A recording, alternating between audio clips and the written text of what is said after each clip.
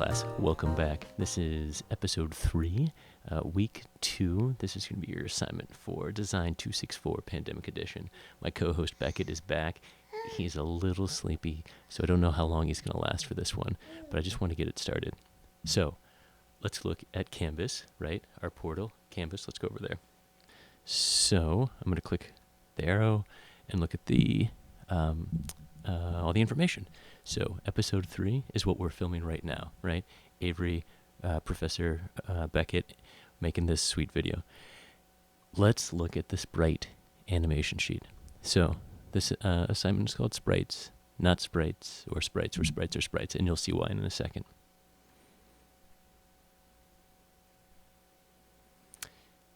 So here's the introduction.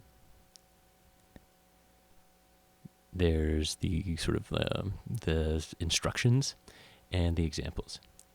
So I'll read the introduction to you all.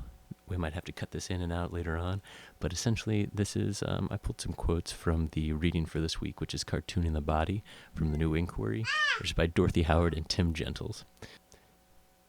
Last little section, quote, "The cultural proliferation of cartoons in particular, and animation more generally, reflects the increasingly ambiguous stakes of life itself, at a moment where the human subject would seem to be increasingly subjected to its own retooling at the hands of finance capital and the algorithmic programming of social media.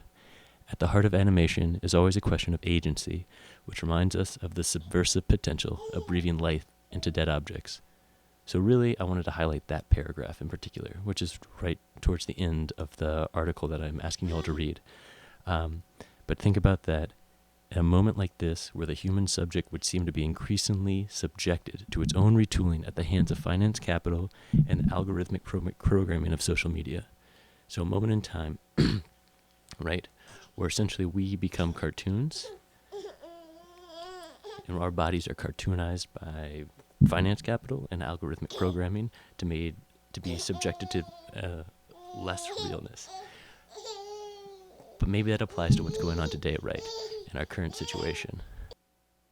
For week 2, you'll create a cartoonized body that enacts a looping motion, using only 3 to 8. So you could go as low as 3 and as many as 8, but no more, please.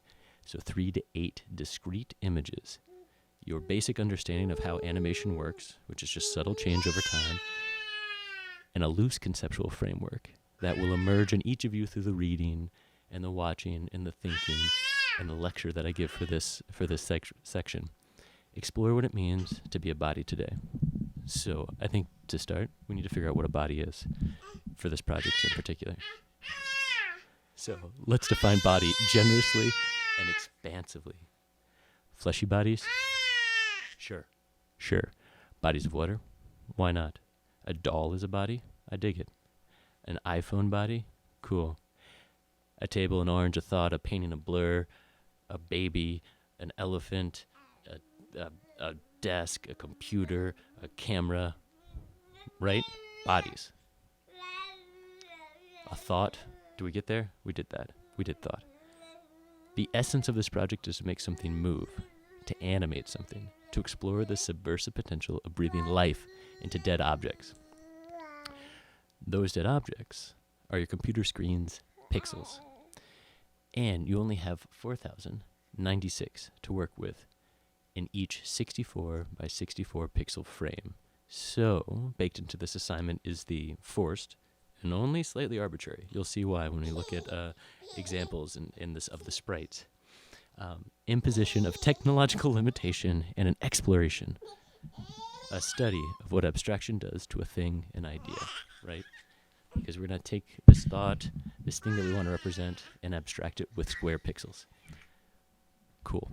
So, you will, 1, for the sprite animation, create a 64 by 64 pixel 72 ppi document in Adobe Photoshop or pixelart.com, which is a way to draw pixel art on the internet, and it's free, and you can download a GIF from it. So it could be great for any of you that are having trouble with Photoshop, getting onto computers. Then, in Photoshop or pixelart.com, use the pencil tool, the eraser tool, the eyedropper / color picker. It's called color picker. Here. Oh, baby. Here. and potentially the paint bucket, depending on what you need for what bodies you're depicting.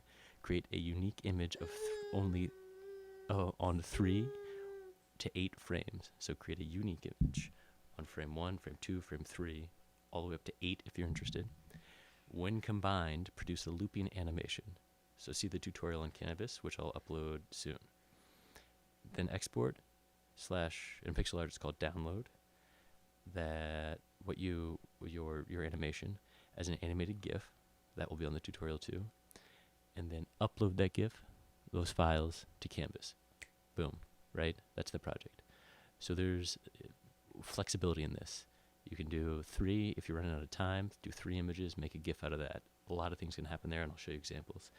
Or you can do 8 if you have a little bit more time. So really quickly, here's some awesome examples. Let's start with the beginning of these arcade games. One of the first ones for home entertainment, Mario, right? Super Mario. So this is the original Super Mario as this pixel art sprite character. And check it out. This is the way he moves as Little Mario and Big Mario. And actually, it's only 3 frames of motion. It's a fairly jerky walk cycle, but it captures it. And here you go. I'm going to zoom in right quick. These,